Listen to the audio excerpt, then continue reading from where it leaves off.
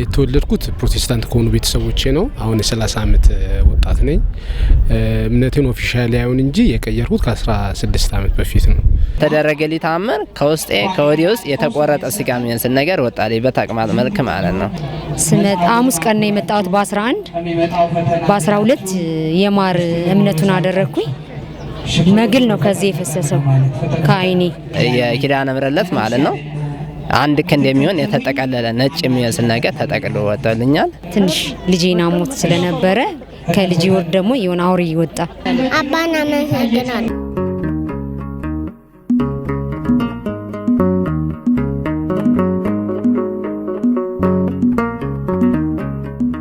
በዚች ቤተ ክርስቲያን ትልልቅ አገልግሎት እንዲሰጥ ህዝቡ እንዲበዛ ክርስቲያን እንዲበዛ እንዲበረክት ሁሉም እንዲፈወስ አስተዋጽኦ ያደረጉ በሚዲያ እነሱን አስተዋውቃቸዋለሁ። ደከመኝ ሰለቼ ባለማለት ገንዘብን በማሰባሰብ ለዚች ቤተ ክርስቲያን አስተዋጽኦ ያደረገው በብፁዕ አባታችን አቡነ መቃርዮስ የበላይ ጠባቂነት በወንድማችን የኔነ ተስፋዬ ስራ አስኪያጅነት የሚመራው የንቁ የጸሎትና የንስሐ መርከብ ዩቲዩብ ወይም ሚዲያ እስከ ዛሬ ድረስ ይሄንን ስብከት ይሄንን ወንጌል ይሄን ትምህርት ለዓለም ተደራሽ ያደረገው ንቁ ነውና በደንብ ታስተላልፉልን አላችሁ። ሰው ሰብስክራይብ እንዲያደርገው እየሰማችሁ ነው። ይሄንን ዩቲዩብ ሰብስክራይብ እንዲያደርግልን እንዲሁም ለሁሉም ተደራሽ እንዲያደርግልን ያው የተከፈተው በአማርኛ ስለሆነ አማርኛ ከስልካችሁም ሆነ ያው ከላውቶፓችሁ አማርኛ እየጫናችሁ እንድታዩልንና ሰብስክራይብ እንድታደርጉ እንዲሁም ደግሞ አባል እንድትሆኑልን አደራ እላለሁ። ንቁ የጸሎትና የንስሐ መርከብ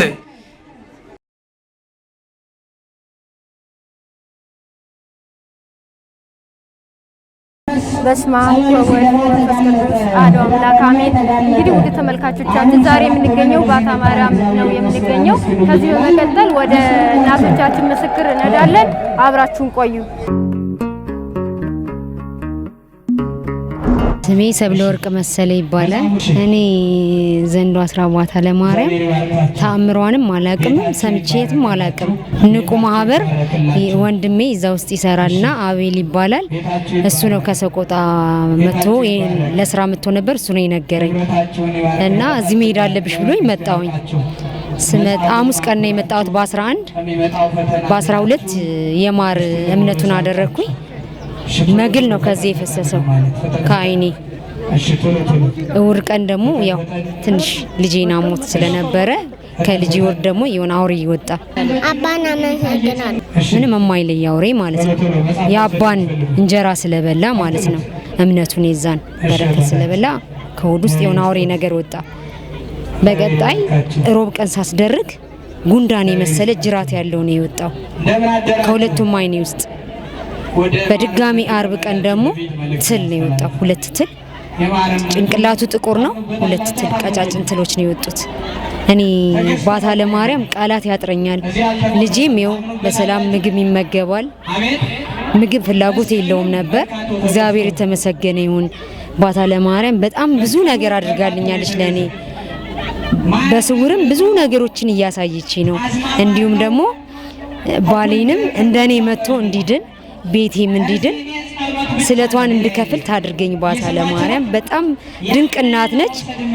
ያላዩት ብዙሃን አሉና መተው ይዩት፣ መተው ይዳኑ። ምንም ክፍያ የሌለባት እናት ነች። ለሐኪም ብዙ የምናወጣው እኔ እንጃ ራሴን አውቄያለሁ። ያመመኝ 1-5 ቀን ነው። ከዛ ውጭ ግን ይኸው እንደምታዩ ናችሁ። እግዚአብሔር የተመሰገነ ይሁን። ልጄም ይኸው ድኖልኛል፣ እኔም ድኛለሁ። ብዙ እናቶች አሉ፣ ብዙ እህቶች አሉ፣ ብዙ ወንድሞች አባቶች አሉ። ለእኔ የደረሰችው ለእነሱም ትድረስላችሁ። ሌላ ምንም ቃላት ያጥረኛል። አብርሃም አበርታ እባላለሁ። እኔ የመጣሁት ወንድሜን ለማስጠመቅ ነው። ነግራን የነበረችው ደግሞ እህታችን ታላቅ እህታችን ለምን አታስጠምቁትም የሚል ሀሳብ ስታመጣ ወንድሜን ይዤ መጣሁ። ታላቅ ወንድሜ የተወለድኩት ፕሮቴስታንት ከሆኑ ቤተሰቦቼ ነው። አሁን የ30 ዓመት ወጣት ነኝ። እምነቴን ኦፊሻሊ አይሆን እንጂ የቀየርኩት ከ16 ዓመት በፊት ነው። ግን ከነገ ነገ እጠመቃለሁ ስል ወንድሜን ላስጠምቅ በመጣሁበት ላጎቴ ልጅ ሳማክረው ለምን ልጅ አትጠመቅም አለኝና እሱ ተጠመቀ። ልዩነት ሲባል ያው አንድነት ሲኖረው ልዩነት የሚኖረው ግን ልዩነት በሚለው ሀሳብ ባለስማማም የኦርቶዶክስ እምነት ፍጹም የተለየች ነች። በብዙ መከራ ውስጥ ነው የምታልፈው። እምነት ውስጥ እንዳለ የምታስተውዩ የኦርቶዶክስ እምነት ውስጥ ተከታይ ስትሆኚ ነው። እኔ አጋጣሚ ሆነው ሁለቱንም ስላየሁት ያንን 14 ዓመት ስላየሁት ብዙ ነገር ተለውጬበታለሁ፣ አይቼዋለሁ። እዚህ እምነት ውስጥ በብዙ ማህበራት ውስጥ በመሳተፍ በማህበረ ቅዱሳን በግቢ ጉባኤ ውስጥ የመሳተፍ አጋጣሚ ነበረኝና ፍጹም በቃ የተለየች ሆና ነው ያገኘሁት። ቤተክርስቲያኑ ማስተላለፍ የሚፈልገው ከፕሮቴስታንትም ከእስልምና እምነት የትኛውም እምነት ተከታይ ቤተሰብ የተወለዳችሁ ራሳችሁን አዳምጡ ነው። ምንድነው የሚያዋጣኝ፣ ምንድነው የሚሻለኝ፣ እውነተኛው መንገድ የትኛው ነው የሚለውን ነገር ከራሳችሁ ጋር ተመካሩና የራሳችሁን ውሳኔ ወስኑ። ቤተሰብ ጓደኛ የሚብሎ አያደርጋችሁ።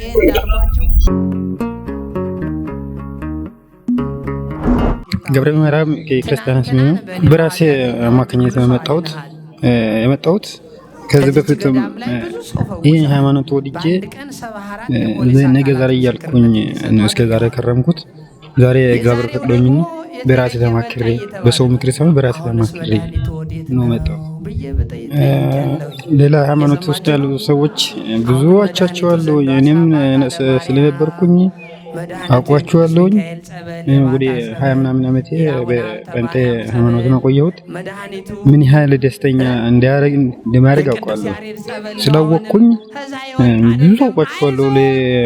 ለሃይማኖት ተከታዮች ሁሉ አውቋቸዋለሁ። ግን እኔ በራሴ በኩል ይሄ ሃይማኖት ምን ያህል ነው እንደዚህ በኦርቶዶክስ ተዋሕዶ ቤተክርስቲያን እንደሚያስደስት ሌላ ሃይማኖት ያስደስታል ብዬ አላምንም። በበኩሌ ለዛ ነው በራሴ ተማክሬ ያው እግዚአብሔር ልቦና ይስጣቸውና እንደኔ እግዚአብሔር ቀን ከመጣቸው ይመጣሉ ብዬ ተስፋ አደርጋለሁ። እግዚአብሔር ለዚህ ያበቃቸዋል። እነሱ አንድ ባንዳቸው እንደኔ። ስሜ ኃይሉ ወርቁ ታደሰ ይባላል። የመጣሁት ከደብረ ዘይት ነው። የጠቆመኝ ሰው ወርቁ የሚባል ጓደኛዬና ፍሬው ጠና አበበ ይባላል ከአዲስ አበባ ጠቁሞኝ መጣሁ። ከዛ እዚህ የመጣሁት ጥር 15 ቀን ነው የረገጥኳት ደጇን። ከዚያ ጸበሏን የተጠመቁ እየጠጣሁ እምነቱን እየተቀመጠ ቆየሁ። የመጣሁት ከባለቤቴ ጋር ነው። ባለቤቴ አባይነሽ አንድ ሰው መልሶ ትባላለች። እሷም እየተጠመቀች ነው። እኔ እመቤቴ አንቺ ካዳንሽኝ ደጅሽ መጥቼ ጸበሉን ጠጥቼ እምነቱን ተቀብቼ ከዳንሁኝ ለዛሬ ስራ የለኝም፣ ስራ እስከምሰጪ ድረስ እዚሁ ደጅሽ እጠናለሁ፣ ታምርሽን እናገራለሁ። መመረቅ ላይ ወጥቼ አንድም ደብቀው ነገር የለኝም የተደረገልኝ ነገር፣ ስለዚህ አንቺ ታደርግልኛለሽ ብዬ ተማጸንኳት። ከዛ በኋላ በአጋጣሚ ሆነው የአባን መጽሐፍ መልበሰ ብርሃን የሚለው መጽሐፍ ገዛውኝ። መጽሐፉን አንብቤ ስጨርስ የካቲት 15 ቀን የተደረገልኝ ታምር ከውስጤ ከወዲህ ውስጥ የተቆረጠ ስጋ የሚመስል ነገር ወጣልኝ፣ በተቅማጥ መልክ ማለት ነው። እሱም በአጋጣሚ ሌላ ጊዜ ሽንተኝ ነበር የምጠቀመው። ያን ጊዜ ግን በእሷ ፍቃድ ሆኖ ሜዳ ላይ ተጠቅሜ ከወዲህ የተቆረጠ ስጋ የሚሆን ወጣልኝ። የካቲት 16 ቀን ደግሞ የኪዳነ ምሕረት ዕለት ማለት ነው አንድ ክንድ የሚሆን የተጠቀለለ ነጭ የሚመስል ነገር ተጠቅሎ ወጥቶልኛል እና እመቤቴ አሁንም ከዛ ደግሞ ሌላ የለመንኳን ነበረ። ባልንጀራዎችን አድንልኝ፣ ህዝባችን ከኮሮና በሽታ አድንሽ፣ ሰው ተሳስሞ ተቃቅፎ ወንድም ለወንድሙ ተቃቅፎ አገር ድኖ ሰላም ሆኖ ድህነት ጠፍቶ ብልጽግና ሀገራችን እንዲሰፍን አደርጊልን ብዬ ለምናል ነበር። እሱም ቢሆን ሰዎች አሁን በአሁን ሰዓት ወደ ቤተክርስቲያን እየመጡ ነው። መናፍቅ ወደ ክርስትና ህይወት እየተቀየረ ነው። የእስልምና ሃይማኖትም ወደ ክርስትና የተቀየረ ነው። ይችን እምነት ውድ እንደሆነች እያወቋት ነው ማለት ነው። እንደገናም እህት ወንድሞቼን ለደጅሽ አብቂልኝ ብዬ ነበር። እህቴ ፋንታ ወርቁ ትባላለች እና ንጋቱ የልማ የሚባለች በዛሬው ዕለት ዛሬ ቀኑ እሁድ ነው ቀን 21 የካቲት 21 ጠዋት ላይ ልሳለም መጥቼ እመቤቴ ወይ አንቺ ከፊት ቅደሚላቸው እህት ወንድሞቼን አንድ ምን ያሰውትን በልቤ እንዳታስቀርቢ ብዬ ነበረ እና ያና አድርጋልኛለች። ከሚገርምሽ አንድ ራእይ የሆነ እንግዲህ ለወቅማ አባቶች ሲያዩትና ሲሰሙት ትርጉሙን ሊፈቱት ይችላሉ። በህልሜ ገብረ ኪዳንና ገብረ ማርያም የሚባሉ ልጆች ሞተው አየሁ እና ሁለቱም ሞተው እኔ ለነሱ ሳለቅስ ወይኔ ወንድሞቼ ብዬ ሳለቅስ እነሱ ሞተው አየኋቸውና እዛ ክፍለ ሀገር ሄጄ ሞተው አየኋቸው። ከዛ እንደኚህ ልጆች እንዴት ይሞታሉ ብዬ ጠዋት ላይ ብንንስል ነጋ ገብረ ማርያም ምናምን እንዴት ሞቱ ምናምን ስል ዛሬ በመንፍቅና እምነት ተቀይረው ገብረ ኪዳንና ገብረ ማርያም የሚባሉ ልጆች ዛሬ ክርስትና ተጠምቀው ስጋውን ደግሞ ተቀብለው ለዚህ ስለበቁ በጣም በውስጥ ደስ ብሎኛል ማለት ነው። የእግዚአብሔር ታሪክ ስራው ማለት ነው እና አሁንም ቢሆን ታምሯን እናገራለሁ። እመቤቴ ይሄን አድርጋልኛለች። እኔን የሰማች ድንግል ማርያም ወላዲተ አምላክ እናንተንም ትስማችሁ። ያመሰግናል። ለመላው ዓለም መከታተል የሚጠቅማቸው ነገር ማለት ነው። በቃ አንድ ሰው ወደ ጸበልም ሲመጣ ወደ ቤተ ክርስቲያንም ሲሄድ መጀመሪያ ማመን አለበት። ከቤቱ አምኖ የወጣ ሰው በዚህ ጋር እንቅፋት ይነካኛል፣ በዚህ ጋር ይርበኛል፣ ይጠመኛል ብሎ ማሰብ የለበትም። ምክንያቱም ከፊት እግዚአብሔርን ካስቀደመ እግዚአብሔር ወይ ከኋላ የተከተለ ሳይሆን ማለት ያለበት ከፊት ቅደምልኝ ጌታ ሆይ አንተ እንደፈጠርከኝ አንተ ውሰደኝ፣ ክፉ ነገር አታሳስበኝ፣ ጥሩ ነገር ምከረኝ፣ የልቦናዬ ሁሉ ፈጽምልኝ ብለን አምነን ከመጣን አምነ የመጣ ሰው የማይድን የለም። አምነ ያልመጣው ሰው ያመነ የተጠመቀ ይድናል፣ ያላመነ ያልተጠመቀ ግን እስከ ዘላለሙ ይፈረድበታል ይላል። ወንጌሉን ግን ያው ምዕራፉን አልያዝኩትም፣ ቃሉን ያዝኩት እና እህቶቼ ወንድሞቼ ይህንን ስላደረጋችሁልኝ አመሰግናለሁ። ለመላ ኢትዮጵያ ሕዝብ የምናገረው ነገር ቢኖር በቃ ይችን እምነት ውደዷት፣ አትጥሏት። የሰው ልጅ አላግባብ አትጨፍጭፉ። መናፍቅም ምንም ማንኛውም ሰው ቢሆን እርስ በርሱ ተባብሮ ተዛዝኖ እንዲኖር ሀገር እንድታድግ ወድን ደግሞ ጸሎት የምንጸልየው አባቶችም ወንድሞችም ህፃናት ነው። በአባቶችም ብቻ ሳይሆን ማንኛውም ሰው ጸሎት ከጸለየ የማይሰማ ነገር ምክንያቱም ፈጣሪ የፈጠረውን ሁሉ ለእኛ ሰዎች የተፈጠርነው እግዚአብሔርን እንድናመሰግን ነው። የእሱ አገልጋዮች እንድንሆን እስከሆነ ክፉ ስራን ማሰብ ከልባችን ይውጣ። ደግ እያሰብን ለእናት ለአባቶቻችን እንታዘዝ። የደከመውን ከፍ ቀና እናድርገው፣ እንምራው። አይኑ የታወረውን አይኑ የሚያየውን እየደገፍን እናቆየው። የተራበውን እናብላ፣ የተጠማውን እናጠጣው፣ የተበረደውን ደግሞ እናልብሰው። ካለን ነገር ላይ እየሰጠን እርስ በርሳችን እየተረዳዳን እኛ ኢትዮጵያውያን ብሩክ ነን፣ ውድ ነን። አባቶቻችንን በጸሎታቸው በቃል ኪዳናቸው ጻድቃን ሰማዕታት እንደዚሁም ቅዱሳን አባቶቻችን በሚጸልዩ ጸሎት ኢትዮጵያ ሀገራችን እስካሁን ቆይታለችና አሁንም ቢሆን ወደፊትም ቢሆን ኢትዮጵያ ለዘላለም ትኖራለች። ምን ትሉኛላችሁ? አንድ ነገር ይሰማኛል። ኢትዮጵያ ከዚህ ሀገር ወደ ውጭ ሀገር ብዙ ሰዎች ይሰደዳሉ። ግን ከውጭ ሀገር ደግሞ ወደ ኢትዮጵያ እንደሚሰደዱ ውስጤ ያስባል። ኢትዮጵያ የሀብታሞች ማረፊያ መመነኛ መቀመጫ ትሆናለች ወደፊት ብዬ አስባለሁ። እንደ እግዚአብሔር ፈቃድ ማለት ነው። እሱም ያደርጋል። ፈጣሪ ሁሉም ነገር ይፈጽማል። በቃ ይሄ ነው። ጨርሻለሁኝ። አመሰግናለሁ። ወልስ ባለ እግዚአብሔር። ሁለት ጥያቄ ነበረኝ፣ ሁለቱም ተመልሶልኛል።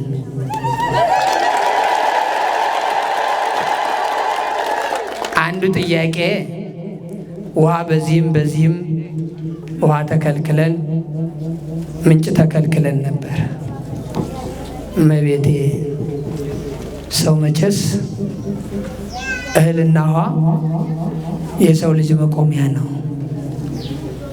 የሰው ልጅ መቆሚያ ነው። ውሃ ከሌለ ልብሳቸውን የሚያጥቡበት በሶም በሉ ቆሎም በሉ ትንሽ ውሃ ጉርጉጭ ካላደረጉ እንዴት ይሆናሉ? እነዚህ ጸበልተኞች፣ እነዚህ ህመምተኞች፣ እነዚህ ታማሚዎች፣ እነዚህ ድሃዎች ደግሞ 350 የሆኑ ተረጆች ድሃዎች፣ እዚህ የሚመጣ ጸበልተኛ እንዴት ይሆናል? እመቤቴ እባክሽን የተለየ የመጠጥ ውሃ አፈልቅልኝ በማለት ነበር አንድ ጥያቄ። ከሚፈልቀው ቦታ ላይ እዚህ ላይ አፍልቂልኝ ብዬ ቦታ ሳይቻት ለእመቤቴ ካህናቱ ምስክሬ ናቸው፣ ሳጅንም ምስክሬ ነው። ቦታ ሳይቻት እዚህ ላይ አፍልቂልኝ እመቤቴ ብዬ ጸሎት አስደርጌ ወጣ ወደ ሱባኤ። ውሃውን አፈለቀሽልኝ፣ ደስ ይበላችሁ። እዛ አልቋቱ ቦታ ላይ ከነገርኳቱ ቦታ ላይ የሚያምር ውሃ እንዲያውም ለስንት የሚበቃ ነገ ከነገ በኋላ አይደለም ለዚህ ለገዳሙ ለዚህ ለአራብሳ ከተማ የሚበቃ ውሃ እያፈለቀችልኝ ነው። ክብር ይግባትና እመቤቴ አመስግኑልኝ። ሌላኛው ደግሞ ስልክ ከፍቼ ጆሮ የሳረኝ ኮሮና እየጨመረ ነው የምትል ሴት አለች። አንዲት ታውቋታላችሁ፣ እባካችሁ አምጧት እኔ ፊት። ኮሮና እየጨመረ ነው። ትናንት ቦዝነን ብዙ ሰዎች ተነጥቀናል፣ ዛሬ ደግሞ እንጠንቀቅ ትላለች። እውነቷን ነው። መወዘኑም ቦዝነናል፣ ንስሐ አልገባ ብለናል አይደል? እሷ ግን ያለሽው ማክሰስ አታረው ቀርታችሁ ነው ያለሽ። እውነት ያ ሁሉ ሰው የሞተው ማክሰስ ሳያረግ ቀርቶን ነው? እኛ ቀድመው እነሱ ነው ማክስ የለበሱ። እውነት ስንነጋገር ብዬ ነው። ውሸት ከሆነ መዋሸት አይጠፋም። እውነት ስንነጋገር ግን ከኛ ቀድመው እነሱ ናቸው ማክስ የለበሱ። እኔ ያውቃለሁ። እንዲያውም አንድ ሰው የዚህ ክፍለ ከተማ ምንድነው አንድ ቀን ያው እኔ ጋር ተቆርፎ የነበረ ይቅር ብየዋለሁ። እኔ ይቅር ይበለው መድኃኒዓለም ያስደቀው። እዚህ ክፍለ ከተማ ላይ አንድ ሰራተኛ ነበር፣ ሰላምና ጸጥታ። እኔ ስሄድ ማክስ አድርጎ ነው የነበረው፣ ግን ኋላ አልቀረም፣ ሞተ በኮሮና። እኔ ማክስ አላረኩም ይዛን እውነት አሰብ አቤት። እኛ በፊት ቀድመው ማክስ የለበሱ እነሱ ናቸው። በማክስ አይደለም መድኃኒቱ። እኔ ልንገራችሁ፣ እውነቱን እንነጋገር፣ ቅረቡ፣ እንወያይ፣ እውነት እንነጋገር። መድኃኒት ያለው እየሰማችሁ ነው። ከልብ ተንበርክኮ እግዚአብሔርን መጠየቅ። ምን አጥፍተን ነው? ምን ተሳስተን ነው? ምን አስቀይመንህ ነው? ብናስቀይምህም እኛ አጥፊ ብንሆን አንተ ሁልጊዜ ማሪ ነህ፣ ይቅር በለን። ውድ ተመልካቾቻችን የወንድሞቻችን የእናቶቻችን የእህቶቻችን ምስክር ሰምተናል። እንግዲህ ሁሉም ነገር መዳን የሚቻለው መጀመሪያ ንስሐ በመግባት ኃጢአታችንን ራሳችንን ለካህን በማስመርመር ነው። ማለት ዝም ብለን በመምጣት እዚህ ቦታ ላይ እንድናለን በማለት አይደለም። መጀመሪያ ራሳችን ለካህን አስመርምረን ከዛም በኋላ ደግሞ ለካህን ካስመረመር ማለት ቀኖናችን ከጨረስ በኋላ ወደ ጠበሉ መጠን ጠበል በመጠመቅ እምነቱን በመቀባት ድነት እናገኛለን ማለት። ዝም ብለን በመመላለስ ድነት አናገኝም ማለት ነው። ስለዚህ ሁላችንም ህዝበ ክርስቲያን ይህንን ቪዲዮ የምትመለከቱ በንቁ ኦርቶዶክስ ተዋሕዶ የጸሎትና የንስሐ መርከብ ይህንን ቪዲዮ የምትመለከቱ በሙሉ የተለያየ መድኃኒት በመውሰድ የተለያየ መርፌ በመጠቀም ድነት አናገኝ። በእምነት ብቻ ዓለም እናሸንፋለን። ማመን ብቻ ትልቅ ነገር ነው። እመን እንጂ አትፍራ ነው የሚለው ቃሉ። ስለዚህ ለነበረን ቆይታ አመሰግናለሁ። ንቁ ኦርቶዶክስ ተዋሕዶ የጸሎትና የንስሐ መርከብ ማህበር በወንድማችን የኔነ ተስፋዬ አስተባባሪነት በ2 ዓመት የአገልግሎት ጊዜያት ውስጥ በርካታ ድሎችን አስመዝግበናል። ማህበራችን የሚያከናውናቸው የነፍስ ስንቅ የሆኑ በርካታ ተግባራቶች አሉ። አገልግሎቶቻችን አረጋውያንና ህፃናትን በወር $20 መደገፍ፣ ጥንታውያን የተዘጉ አብያተ ክርስቲያናትን ማነጽ፣ የአብነት ትምህርት ቤቶችን መደገፍ፣ ለክርስቲያን ወገኖቻችን የንስሐ አባትና ትምህርትን ማድረስ፣ በማህበራዊ ሚዲያ ትምህርት ወንጌልን፣ ስንክሳር በየቀኑ ክብረ በዓላትን ማስተላለፍ፣ በአዲስ አበባ ጀሞና ኮተቤ አካባቢ የሚገኙ አቅመ ደካሞች እናት አባቶቻችንን ህፃናትንና ተማሪዎችን በቋሚነት በወር $20 በአመት $240 እንደግፋለን። በዚህ የችግር ቀን ከ250 በላይ ከሆኑ ኢትዮጵያውያን ወገኖቻችን ጎን ቆመናል። በገጠር የሚገኙ ጥንታውያንና ታሪካውያን ገዳማትን፣ የአብነት ትምህርት ቤቶችንና ተማሪዎችን የወንዝ ሙላት፣ የበረሃ ጉዞ፣ የመንገድ መደርመስ፣ ዝናብና ብርድ ሳይበግረን ገዳማትን እያሳነጽን የአብነት ተማሪዎችን እየደገፍን መነኮሳት አባቶችንና እናቶችን እየረዳን እንገኛለን። በንቁ ኦርቶዶክስ ተዋሕዶ የጸሎትና የንስሐ መርከብ የዋትስአፕ ማህበር ላለፉት 5 ዓመታት በአሜሪካ፣ በካናዳ፣ በአውሮፓ፣ በአውስትራሊያ እንዲሁም በአረብ ሀገራት የሚገኙ ክርስቲያን ወንድም እህቶቻችን ቤተ ክርስቲያንና የንስሐ አባት በማጣት ለሚቃጠሉ የንስሐ ትምህርቶችን በማቅረብ የንስሐ አባት በማገናኘት እንዲሁም የህብረት ጸሎት እንዲያደርጉ በማድረግ ላይ እንገኛለን። ወደፊትም ከዚህ በበለጠ በአገልግሎት እንተጋለን። በማህበራዊ ሚዲያ በይበልጥ በንቁ የጸሎትና የንስሐ መርከብ የዩቲዩብ ቻናል ትምህርት ወንጌል ለዓለም እንዲዳረስ በማድረግ በዓላትን በማስተላለፍ ገዳማትን በማስጎብኘት ይበልጥኑ የቅዱሳን አባቶች የተጋሉ ዜናን ለማድመጥ በረከት ለማካፈል በየቀኑ መጽሐፈ ስንክሳር ይቀርባል። የእናንተን የውድ ቤተሰቦቻችንን ፍላጎት በመረዳት በቅርብ ቀን አዳዲስ ወቅታዊና ሕይወትን የሚፈትሹ ስብከቶችን በየሳምንቱ በቋሚነት የምናቀርብ መሆኑን እያበሰርን ለዚህ ሁሉ ዘርፈ ብዙ አገልግሎት መሳካት ያለ እረፍት በማስተባበር የምትደክመው የኔነ ተስፋዬ ወይም ወልደ ገብርኤል ከዚህ በላይ በአገልግሎት እንድትተጋ መጠራትህን መመረጥህን እያሰብክ ብዙዎች ወደ ቀናው መንገድ እንድትመራ አድራ እንልሃለን። ንቁ የጸሎትና የንስሐ መርከብ የዩቲዩብ ፔጃችንን ሰብስክራይብ በማድረግ ቤተሰብ ይሁኑን። የደውል ምልክቱን በመጫን ዕለታዊ ዝግጅቶቻችንን ይታደሙ፣ ለወዳጆም ያጋሩ። የፌስቡክና የዋትስአፕ ፔጃችን አባል ይሁኑ። ንቁ ኦርቶዶክስ ተዋሕዶ የጸሎትና የንስሐ መርከብ